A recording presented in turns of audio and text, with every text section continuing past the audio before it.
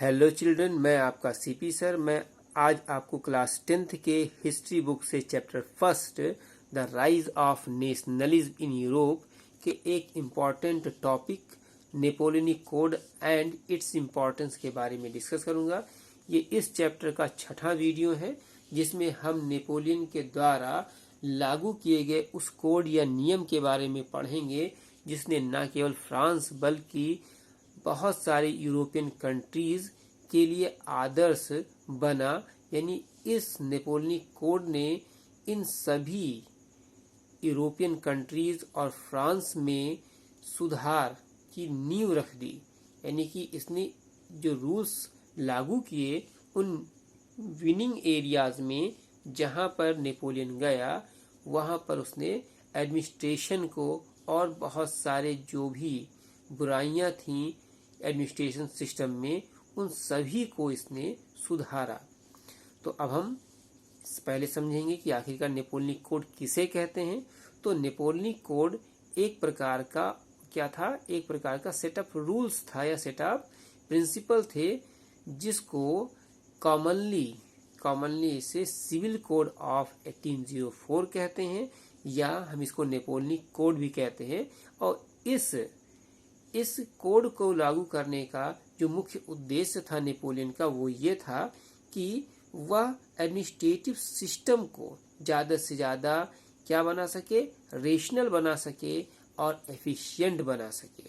तो इस तरह से हम कह सकते हैं in order to make whole administrative system more rational and efficient Napoleon introduced a set of principle that is commonly known as Civil Code of 1804 और नेपोलियनिक कोड। अब हम इस नेपोलियनिक कोड के इम्पोर्टेंस या एडवांटेज के बारे में पढ़ेंगे कि आखिरकार इस नेपोलियनिक कोड का क्या महत्व है यूरोप और इतिहास में और फ्रांस के इतिहास में और इसके क्या लाभ हुए लोगों को। वैसे इस नेपोलियनिक कोड से जो जनता थी, फ्रांस की जनता, इसके अलावा अदर यूरोपियन कंट्रीज जहां पर मोनार्की पहले शासन करते नहीं कि जो वहां पे राजा रानी शासन करते थे, उनको हटने के बाद में बहुत सारी सुविधाएं इस नेपोलियनिक कोड के द्वारा कॉमन पीपल को मिली। तो अब हम इसके बारे में, इसके इम्पोर्टेंस या एडवांटेज के बारे में एक एक करके डिस्कस करेंगे। तो पहला क्या था कि इस नेपोलियनिक कोड ने क्या किया कि सभी के लिए जो रूल्स थे उनको समान कर दिया। यानी हम कह सकते हैं कि इसने क्या किया, इसने इक्वलिटी इस्टेब्लिश करी बिफोर द लॉ। यानी कि लॉ के सामने, कानून के सामने सभी व्यक्ति अब समान रूप से ट्रीट किए जाने लगे, चाहे वो नोबल फैमिली का हो, चाहे वो क्लर्जी मैन हो, यानी चाहे फर्स्ट सेकंड या थर्ड स्टेट किसी भी स्टेट का क्यों ना हो, हर एक व्यक्ति अब कानून के सामने बराबर था। यानी कि सभी के लिए कानून समान था, कोई भी इसको तोड़ नहीं सकता था और अगर तोड़ता था उसे समान रूप से दंड मिलता था। इसके बाद में दूसरा जो इसका इम्पोर्टेंस है या इसका जो एडवांटेज था वो ये था कि इस नेपोलियनिक कोड ने क्या किया, it abolished all privileges based on birth. यानी इसने उन सभी प्रिविलेजेस को क्या कर दिया, नष्ट कर दिया, जो या इसको हटा दिया जो बर्थ के हिसाब से, यानी कि जो जन्मजात फर्स्ट और सेकंड स्टेट के लोगों को, यानी कि नोबल फैमिलीज और चर्च के लोगों को मिलते थे। इसके बाद जो तीसरा जो इसका महत्व है या तीसरा जो इसका जो एडवांटेज था लोगों के लिए वो ये था कि इसने क्या किया, इसने सारे जो एडमिनिस्ट्रेटिव डिविजन्स थे, यानी कि जो अलग अलग विभागों में बटा था पूरा यूरोपियन कंट्रीज या जो फ्रांस का जो रूल था या शासन जो था, गवर्नमेंट जो बटा हुआ था, उसको इसने बहुत ही सिंप्लीफाई कर दिया ताकि कोई भी व्यक्ति एडमिनिस्ट्रेशन से आसानी से जो लाभ है वो प्राप्त कर सके। इसके बाद में चौथा जो इसने जो सुधार किया वो ये था कि it granted the right to property to French citizen. यानी कि इस कोड के द्वारा नेपोलियन ने सभी फ्रेंच पीपल्स को या लोगों को या नागरिकों को प्रॉपर्टी की राइट दे दी, यानी प्रॉपर्टी का अधिकार दे दिया। इसके पहले, यानी इस नेपोलियनिक कोड के पहले किसी भी व्यक्ति को प्रॉपर्टी का कोई भी राइट नहीं था, यानी उन्हें कोई अधिकार नहीं था अपनी प्रॉपर्टी का। सारी की सारी प्रॉपर्टी गवर्नमेंट की या किंग की प्रॉपर्टी समझी जाती थी। तो इस तरह से इस सिविल कोड ने अब हर व्यक्ति को अपनी प्रॉपर्टी का मालिक बना दिया। पांचवा जो इम्पोर्टेंस है इसका वो ये है कि it abolish the feudal system, यानी कि इसने सबसे बड़ी चीज की, इसने फ्यूडल सिस्टम को हटा दिया, सामंती प्रथा को हटा दिया। इसके अलावा जो किसान थे, जो भूदास के रूप में काम करते थे या रहते थे, दूसरे की जमीन पर काम करते थे और वहीं रहते थे भूदास की तरह से, उनको इसने मुक्त कर दिया। इसके अलावा उसने मैनोरियल जो ड्यूज थे, यानी कि जो कर्ज थे, जागीरदारी, उसको भी इसने हटा दिया था।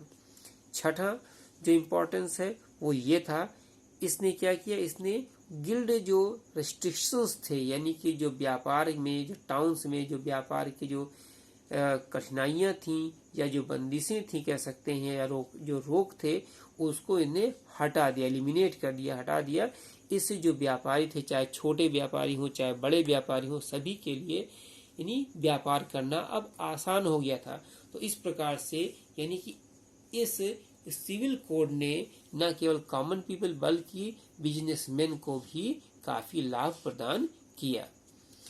सेवेंथ, अब इसका जो इम्पोर्टेंस है या जो महत्व है वो ये है कि by it the transportation and communication system were improve, यानी कि जब सिविल कोड लागू किया नेपोलियन ने, तो उसने इसके द्वारा न केवल एडमिनिस्ट्रेटिव में सुधार किया, एडमिनिस्ट्रेशन में सुधार किया, बल्कि उसने क्या किया, उसने ट्रांसपोर्टेशन और कम्युनिकेशन सिस्टम में भी काफी सुधार किया।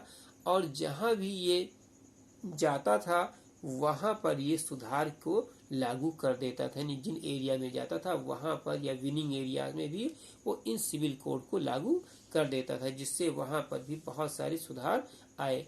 इसके बाद जो आठवां जो इम्पोर्टेंस है इस सिविल कोड का या जो महत्व है वो ये था कि इस सिविल कोड के द्वारा सभी चीजों को स्टैंडर्डाइज्ड कर दिया गया, यानी कि जो वेट था, मेजरमेंट था, नाप तौल जो थे, इन सभी को इसने स्टैंडर्डाइज्ड कर दिया।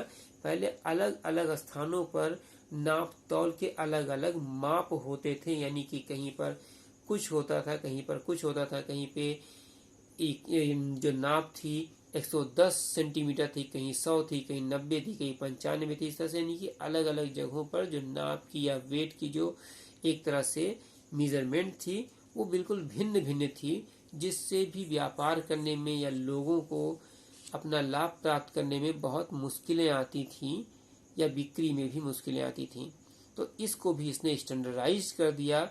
और इस प्रकार से जब उसने इन सबको स्टैंडर्डाइज कर दिया तो जो लोगों के जो व्यापार था उसमें भी अब समानता आ गई और लोग जो थे वो समान रूप से अपने चीजों के नाप तौल को जान सके, यानी कि इसने एक यूनिफॉर्मिटी ला दी। इस तरह के जो सुधार ने पूरे यूरोप और फ्रांस में यूनिफॉर्मिटी ला दी।